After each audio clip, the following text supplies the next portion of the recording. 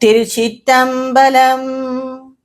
தொல்லை இரும் பிறவி சூழ்ந்தலை நீக்கி அல்லல் அறுத்தானந்தமாக்கியதே எல்லை மறுவான் நெறி அளிக்கும் வாதவூரெங்கோன் திருவாசகம் எனுந்தேன். திருச்சிற்றம்பலம். நாம் சிவபுராணத்தில் 2வது பாடலான கீர்த்தி திரு அகவலின் விளக்கத்தை பார்த்து கொண்டிருக்கிறோம். இதுவரை 82 வரிகளுக்கான விளக்கத்தை பார்த்து முடித்துள்ளோம். மீண்டும் சில வரிகளுக்கான விளக்கத்தை இந்த வீடியோவில் காண்போம். கடம்பூர் தன்னில் இடம்பெற இருந்தும் ஏங்கோய் மலையில் எழிலது காட்டியும் ஐயாரதனில் சைவனாகியும் துருத்திதன்னில் அருத்தியோடிருந்தும் திருப்பனையூரில் விருப்பனாகியும் கழுமல மதனில் காட்சி கொடுத்தும் கழுங்குன்றதனில் வழுக்காதிருந்தும் புறம்பய மதனில் அறம்பல அருளியும் குற்றாலத்துக்குரியாயிருந்தும். இந்த வரிகளுக்கான விளக்கத்தை நாம் காண்போம். கடம்பூர் தன்னில் இடம்பெற இருந்தும். கடம்பூர் என்பது திருக்கடம்பூர் என்னும் ஊர். இது தென்னார்காடு மாவட்டத்தில் உள்ளது. இந்த ஊரில், அதாவது இந்த திருத்தலத்தில் சிவன் அவராகவே விரும்பி வந்து இருந்து பல முனிவர்களுக்கும் அவரை அடைந்தவர் எல்லோருக்கும் பல உபதேசங்களை அருளி இருக்கிறார். அதனால் இந்த திருத்தலம் மிகவும் பிரசித்தியாக இருக்கிறது. திருக்கடம்பூர் இது தென்னார்காடு மாவட்டத்தில் உள்ளது. ஏங்கோய் மலையில் எழிலது காட்டியும், அழகாயிருந்தும் எழிலது காட்டியும். திருஇங்கோய் மலை என்பது திருச்சி மாவட்டத்தில் முசிறி என்னும் ஊருக்கு அருகே உள்ளது. இது காவேரி ஆற்றங்கரையில் இருக்கிறது. இந்த திருத்தலம் இங்கே மரகத சலீஸ்வரராக சிவபெருமான் காட்சி கொடுக்கிறார். இது காவேரி ஆற்றங்கரையிலே இருக்கிறது இந்த கோவில். இந்த கோவிலின் சிறப்பு என்னவென்றால், இங்கு உள்ள அந்த சிவலிங்கம் மரகத லிங்கம், மரகத கற்களால் ஆனது. நம் உத்தரகோச மங்கையில், ராமநாதபுரம் உத்தரகோச மங்கையில் நடராஜர் விக்கிரகம் அவ்வாறு உள்ளது. இங்கே சிவலிங்கம் அது மரகத லிங்கமாக இருக்கிறது. இது மிக அழகாக இருக்கிறது என்று கூறுகிறார் மாணிக்கவாசக பெருமான். ஏங்கோய் மலையில் எழிலது காட்டியும் ஐயாரதனில் சைவனாகியும். ஐயாறு என்றால் திருவையாறு. இங்கே ஐயாரப்பனாக சிவபெருமான் இருக்கிறார். இந்த ஐயாரப்பனை 24 ஆதி சைவ குடும்பங்கள் வழிபட்டு வருகின்றன. அவர்கள்தான் இந்த சிவலிங்கத்துக்கு பூஜை செய்வதும் அபிஷேகம் செய்வதுமாக 24 சைவ குடும்பங்கள், ஆதி சைவ குடும்பங்கள் என்று கூறுவார்கள். அது இங்கே உள்ளது. ஒரு சமயம் இந்த 24 சைவ குடும்பத்தில் உள்ள ஒருவர் காசிக்கு சென்றார். காசிக்கு சென்று அங்கேயே நிறைய நாட்கள் தங்கிவிட்டார். திரும்பி வரவே இல்லை. அந்த காலத்தில் எல்லாம் யாராவது காசிக்கு போனார்கள் என்றால் திரும்பி வந்தால்தான் உண்டு, அங்கேயே அவர்கள் ஐக்கியமாகி விடுவார்கள் சிவனிடம் என்று ஒரு பேச்சு இருந்தது. அவ்வாறு திரும்பி வருகிறவர்கள் கொஞ்சம் கங்கா ஜலத்தையும் கொண்டு வருவார்கள். வந்து அவர்கள் ஊரில் உள்ள சிவபெருமானுக்கு அபிஷேகம் செய்வார்கள். இதுதான் அந்த மரபாக இருந்து வருகிறது. இன்றும் அதுபோல்தான் உள்ளது. இந்த 24 சாதி சைவ குடும்பத்தில் உள்ள ஒருவர் காசிக்கு சென்றால் அங்கே தங்கிவிட்டார். நிறைய நாட்களாக அவரை காணவே இல்லை, வரவே இல்லை. எல்லோரும் நினைத்து விட்டார்கள் அவர் இனி வருவாரா என்று தெரியவில்லை. உடனே உற்றார் உறவினர்கள், பக்கத்து வீட்டு ஆட்கள், சொந்தக்காரர்கள் எல்லாம் இவருடைய சொத்தை பங்கிட்டு கொண்டார்கள். சொத்தானாலும் சரி, பொருளானாலும் சரி, எல்லாமே பங்கிட்டு கொண்டார்கள். வீடு வரை எடுத்துக்கொண்டார்கள். அவருக்கும் மனைவியும் மக்களும் உண்டு. அவர்களை எல்லாம் வெளியே துரத்தி விட்டு இவர்கள் எல்லாத்தையுமே எடுத்துக்கொண்டார்கள். எல்லாம் தெரிந்தவர்கள் தான். ஆள் இல்லை என்று வந்தவுடன் எல்லாமே அவர்கள் பக்கத்து வீட்டுக்காரர்களும் சொந்தக்காரர்களும் தெரிந்தவர்களும் எல்லாரும் சேர்ந்து பங்கிட்டு கொண்டார்கள். இந்த மனைவி மக்களுக்கு வேற எதுவுமே இல்லை. அவர்களுக்கு வேற என்ன செய்ய வேண்டும் என்றும் தெரியவில்லை. ஐயாரப்பனையே வணங்கி இருந்தார்கள். உடனே ஒரு நாள் அந்த சென்றவரை போல் ஒருவர் வந்தவர் ஆனால் வீட்டுக்கு வரவில்லை. கோவிலுக்கு அருகே உள்ள ஒரு மடத்திலே தங்கிவிட்டார். தங்கிவிட்டு அவர் கொண்டு வந்த கங்கா ஜலத்தை, அவர் கங்கா ஜலமும் ஒரு பாத்திரத்தில் கொண்டு வந்திருந்தார். அந்த கங்கா ஜலத்தை ஐயாரப்பனுக்கு அபிஷேகம் செய்துவிட்டு பூஜைகள் எல்லாம் செய்துவிட்டு அந்த மடத்திலேயே தங்கியிருந்தார். இந்த மனைவியும் மக்களும் எல்லாம் அவரை அங்கு போய் பார்த்து கொண்டு வந்தார்கள். ஒருவேளை காசிக்கு போனவர் அங்கே தங்கி விட்டார் என்று எல்லோரும் நினைத்தார்கள். வீட்டுக்கு வரவில்லை, அங்கே தங்கி விட்டார், மடத்திலேயே தங்கிவிட்டு அந்த சிவனுக்கு பூஜைகள் எல்லாம் செய்து கொண்டிருந்தார். அந்த திரும்பி பூஜைகள் செய்து கொண்டிருக்கிறாரே அந்த நபர், இவரை போல் உள்ளவர், அவர் பல ஆவணங்களை எல்லாம், ஓலைகளை எல்லாம் சேகரித்து அந்த ஊர் பிரமுகர்களிடமெல்லாம் காண்பித்து அந்த எல்லோரும் எடுத்துக்கொண்டார்களே சொத்துக்கள், பொருட்கள் எல்லாமே திரும்பி வாங்கிவிட்டார். திரும்பி வாங்கி அந்த மனைவிக்கும் மக்களுக்கும் கொடுத்தார். கொடுத்துவிட்டு அவர் அந்த மடத்திலேயே தங்கிவிட்டார். இப்படி பல காலங்கள் சென்றது. ஒரு நாள் உண்மையாகவே ஒருவர் போனாரே, இந்த 24 பேரில் உள்ள ஒருவர், அவர் திரும்பி வந்தார். பல காலங்கள் கழிந்து நேரடியாக அவர் வீட்டுக்கு போனார். போனவுடன் அங்கே அவருக்கு மனைவி, மக்கள், சொத்து, பொருள் எல்லாமே கரெக்டாக இருந்தது, ரெடியாக இருந்தது. இதை எல்லாம் அந்த ஒருவர் முன்னாடியே தங்கியிருந்தாரே, அவர் வாங்கி கொடுத்ததுதான். ஓலைகளை எல்லாம் தயாரித்து வாங்கி கொடுத்ததுதான். இவர் பார்த்தார், காசிக்கு போனவர் திரும்பி பார்த்தார், எல்லாம் நல்லபடியாகவே இருக்கிறது, மிக சந்தோஷமாக இருந்தார்.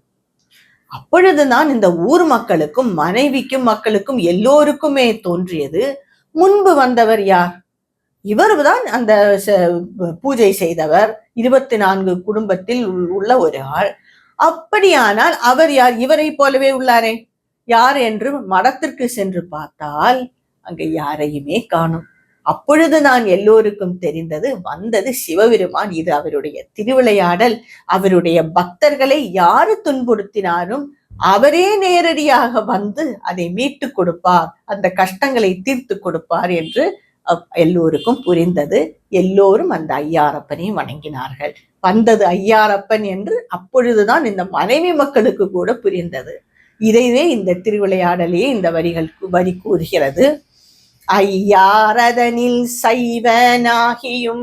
இதில் வேறும் ஒரு சிறப்பு என்னவென்றால், அந்த சைவனாக அந்த சிவலிங்கத்தை அவரே அபிஷேகம் செய்து பூஜை செய்திருக்கிறார்.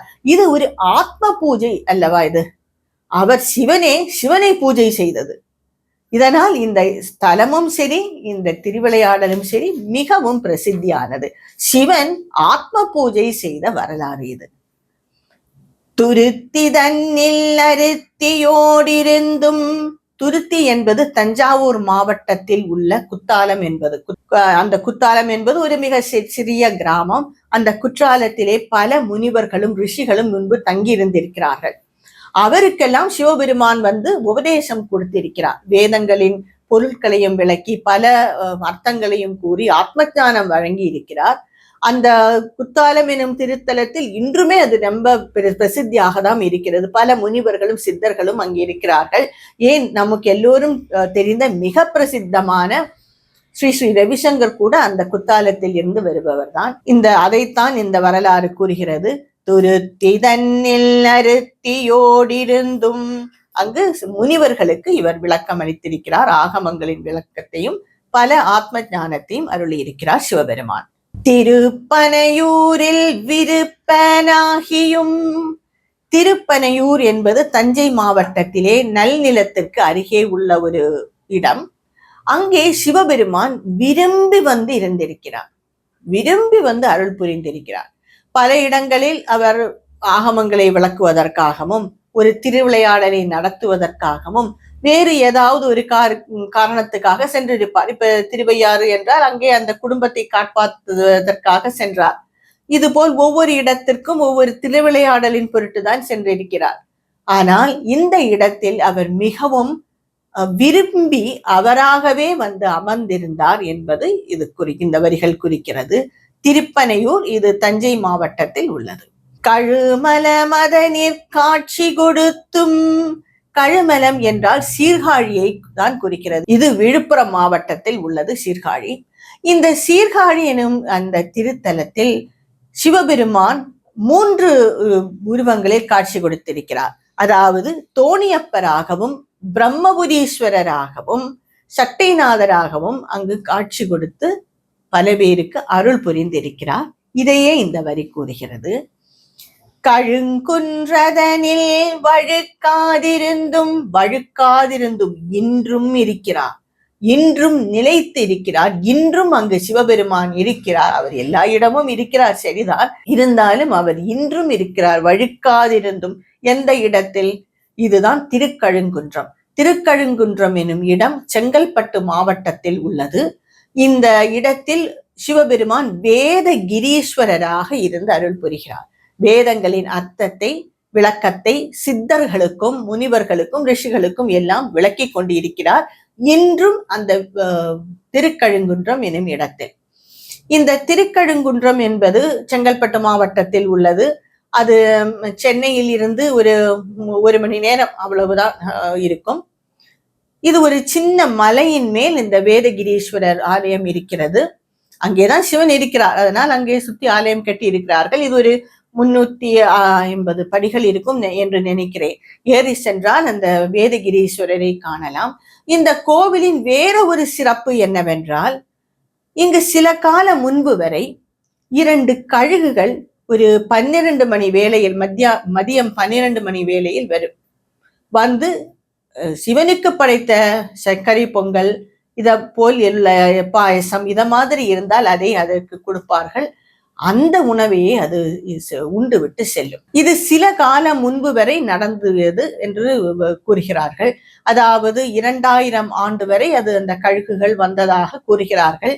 அதற்கு பிறகு அந்த கழுகுகள் 2ம் முக்தி அடைந்து விட்டதாக சிலர் கூறுகிறார்கள். சிலர் கூறுகிறார்கள் இந்த டெலிபோன் டவர்ஸ் இது வந்து விட்டது அல்லவா, அதனால் அது விரட்டி விட்டது என்று கூறுகிறார்கள். என்னவோ இப்பொழுது அது வரவில்லை, ஆனால் அது வந்திருக்கிறது. நிறைய பேர் பார்த்திருக்கிறார்கள். இந்த வேதகிரீஸ்வரர் எனும் கோவிலின் குளத்தில் தான் சங்கு 12 வருடத்திற்கு ஒரு முறை மேலே வருமா. அந்த சங்கு வரும் வேளையில் அந்த சங்கு நாதம் தானாக கேட்கும். அதை கிராமத்து மக்கள் எல்லோரும் கேட்டிருக்கிறார்கள். இவ்வாறான மிக அற்புதங்கள் நடக்கும் சிவஸ்தலம் அது. ஏனென்றால் சிவன் அங்கே இருந்து வேதங்களை உரைத்துக் கொண்டே இருக்கிறார். அதனால்தான் இவ்வளவு அற்புதங்கள் அங்கே நடக்கின்றது. இது திருக்கழுங்குன்றம் எனும் இடத்தில் நடந்த ஒரு திருவிளையாடல். கழுங்குன்றதனில் வழுக்காதிருந்தும் இன்றும் அவர் அங்கு இருக்கிறார். புறம்பய மதனில் அறம்பல அருளியும் திருப்புறம்பயம் எனும் இடத்தில், அதாவது சனகாதி முனிவர்கள் 4 அங்கு வேதத்தை உரைத்திருக்கிறார் சிவபெருமான். இந்த தலத்திலே அவர் வேதத்தை உரைத்திருக்கிறார். குற்றாலத்து குறியாயிருந்தும், இந்த குற்றாலம் என்பது திருநெல்வேலி மாவட்டத்தில் உள்ளது. சிவபெருமான் ஒரு சமயம் இந்த பூமியை சமப்படுத்த வேண்டும் என்பதற்காக தென் திசைக்கு அகத்திய முனிவரை அனுப்பினார். அவரும் வந்து பொதிகை மலையில் இறங்கினார். அந்த பொதிகை மலையில் இறங்கி நடந்து வந்தவுடன் இந்த கோவிலை அவர் கண்டார். இந்த குற்றாலம் கோவிலை கண்டார். அந்த கோவில், அந்த சமயம் அந்த கோவிலின் உள் பெருமாள் விக்கிரகம் தான் இருந்தது. அகத்திய முனிவர் உள்ளே சென்று பார்த்தால் பெருமாள் விக்கிரகம் இருக்கிறது. உடனே அவர் அந்த பெருமாள் விக்கிரகத்தை சிவன் லிங்கமாக மாற்றிவிட்டார் என்பது கூறுகிறார்கள். அதை சிவலிங்கமாக மாற்றிவிட்டு அதை பூஜித்தார் அகத்திய முனிவர். அகத்திய முனிவர் பூஜித்த லிங்கமே குற்றால திருக்கோவிலில் இருக்கிறது. இங்கேதான் சித்திரசபையும் இருக்கிறது. சித்திரசபை என்பது ஒரு மிக அழகான ஒரு மண்டபம்.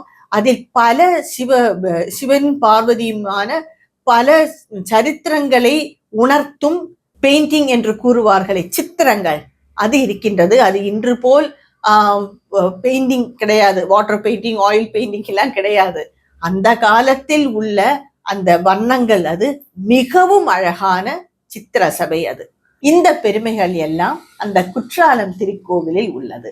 அது குற்றால அருவிக்கு அருகே இருக்கிறது அந்த திருக்கோவில். குற்றாலத்து குறியாயிருந்தும். மேலும் சில வரிகளுக்கான விளக்கத்தை என்னுடைய அடுத்த வீடியோவில் காண்போம். திருச்சிற்றம்பலம்.